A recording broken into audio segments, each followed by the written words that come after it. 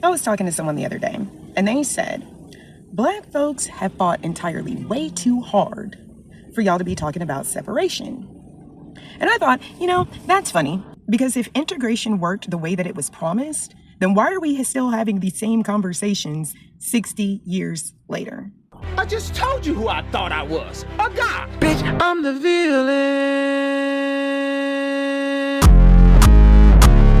I don't think that integration did what anyone expected it to do. Not what white people thought it was going to do, not what Black people thought it was going to do, not even the people that fought for integration, what they thought that it was going to do. Because somewhere along the way, we weren't just integrated into America, it divided Black America from itself.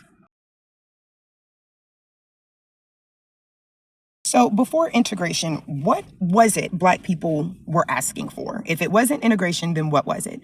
We were asking for better schools, better funding for school. Well, actually, any funding for schools, because I mentioned this in a previous video about Ruby Bridges.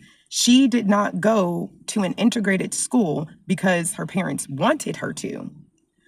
That community was trying to get funding for the school, the Black school, that was there, that she would have gone to. Do you see what I'm saying? The government was funding public white schools. They weren't funding any Black schools, okay? And if they were, it was very minimal, a fraction of what white schools were getting. That's what we were asking for. We were asking for, hey, there's certain fields in which, yeah, y'all love to hire Black folks, but also there's other fields in which we can do shit too. So let us do our own thing over here. Don't burn our stuff down. Don't burn down our banks and our communities and our homes and our churches. That's what we were asking for, right? It wasn't, I really just really, really, really want to eat next to a bunch of people that don't like me. That wasn't it. It was, if I come in here because I'm tired, I'm on the road, ain't a single Black establishment within 50 miles of this motherfucking place because y'all burned it all down. And I got to pee and I need some coffee real quick. I just want to know, can I just come in and get some coffee and take a piss real quick? I will pay you. There's no Black establishments. You burned them all. What do I do? Because then if I'm standing around outside trying to figure out what to do, then you're going to get me for loitering. So what am I supposed to do here? Do you see what I mean? That's what we were asking for. But what we got was integration. So what it actually did was create new incentives, right? The proximity to whiteness equates to success. That's what actually ended up happening. You look at, we'll take the easiest route, beauty standards, right? Glorilla, Cardi B, Nicki Minaj. That's just off the top of my head of Black female artists who have changed their appearance to more Eurocentric features, even though they Black as hell. Whatever. Anyway, so we have a Black America that's like, oh no, I love Glorilla's original nose. And then you have other people that are like, all of these women look better after their surgeries. You have the neighborhoods that we choose to live in. Sometimes we can afford to move out of the hood or out of the areas that we're in. But some of us choose to live in closer proximity to that. Why? Not because we're so addicted to the struggle and so addicted to, pain and everything that came from the hood, we'll say. We're weary of outsiders, of people who are not like us, I guess. The way that we speak. I remember one time, I don't know what the hell I was watching on TV lately, but my mom had asked, what all did we want for dinner? And when it came around to me, I had said, scrimp. And my mom looked at me and she was like, what did you just say? I said, almost I'm scrimp. But I said, just like that. I could have been no more than 8 or 9 years old. She whopped me upside my motherfucking head so quick. She said, it's shrimp. Don't you ever let me hear you mispronouncing a word that I know that you can pronounce ever again. My bad. Oh, shit. So you got the folks that is like that, and then you got the folks that's like me that want some shrimp from Kroger's. I'm not saying my mama in a different America. I'm just saying I just want to be able to highlight the differences here, okay? Because my mom was born in 1952. She grew up in that era. It even comes down to the people that we choose to date. I'll give you two perfect examples. There was this one, she didn't die. She's still around. But there's this one black chick that I went to school with, and she was very dark. And I was obsessed with her skin tone because it was so beautiful. Oh my God. I thought she was the most gorgeous woman in the world ever. Still do. And she would talk nonstop about how she wants to marry a white man and she don't want her kids coming out as dark as her. And she was saying all of the things, all of the jokes, the dark skin jokes that we in our own community would tell each other. And that gave her a complex. And she married the whitest man. The whitest man. And they got some very biracial looking kids. Ain't nothing wrong with that. Ain't nothing wrong with having a biracial family. But there is something wrong with hating your skin color so much to the point where you refuse to even look at anybody that can't pass the brown paper bag test. Meanwhile, you got people like me who won't even date a black man who dates white women. I won't. I don't have nothing against white women. I have nothing against anybody. However, white women will tolerate certain things that, generally speaking, black women will not tolerate. Y'all keep bringing nonsense around this here way, and I don't feel the need to explain to you why I'm not finna go for that. You should already know. So, but that's just me. That's just me, and that's okay. I can be different just like my friend can be different. That's okay. I'm just highlighting there are massive differences here. When integration came, new problems arose. Let's get back into this. Black businesses started struggling after integration. Let's talk about it. Let's talk about how all of the hardware stores, all of the craft stores, the grocery stores, black farmers who provided things for these places. What do you think happened to them after integration? Do you think they were at the top of anyone's totem pole? Okay, let's move on. For some people, for some black people, success meant proving that blackness wasn't a limitation.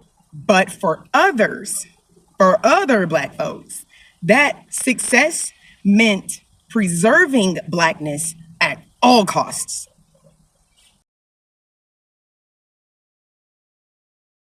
We aren't having this conversation with white people, okay?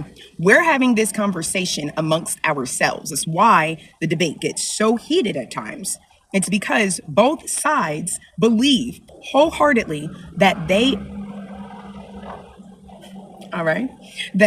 are protecting the black community.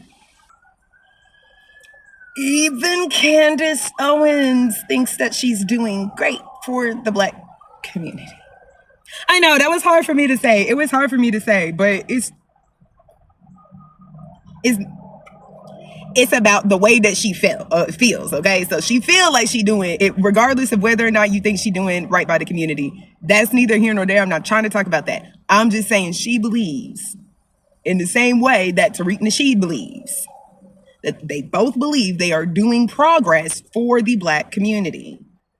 And this is why white people can't and shouldn't talk about these types of things, right? When we're discussing black hair, when it's, in its natural state versus, a relaxer or whatever.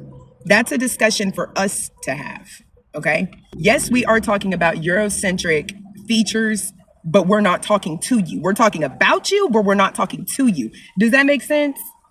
Like when you say things like, "Ooh, I like your hair so much better when it's straight. It's so pretty." To you in your white mind, you're like, "I know people with curly hair and they straighten it, and sometimes they like it straight and sometimes they like it curly. And guess what? Sometimes they like it complimented. So I'm going to compliment this person who normally has very curly hair, and I'm going to say, "Hey, I really like it when it's straight because I'm sure that you took a whole lot of time doing that, and I would like to give you a compliment. I really like your hair when it is straight. I even like it better when it is straight." Well, honey, we're not doing this for you. Okay? We're not doing this for you. And it seems like, so it's like when a black person gets crazy, irate over something like that, it's like, it seems like, ooh, she angry for no reason. What happened to her? She must have had a bad day. No, I don't care how you like my hair. I did it because I like it.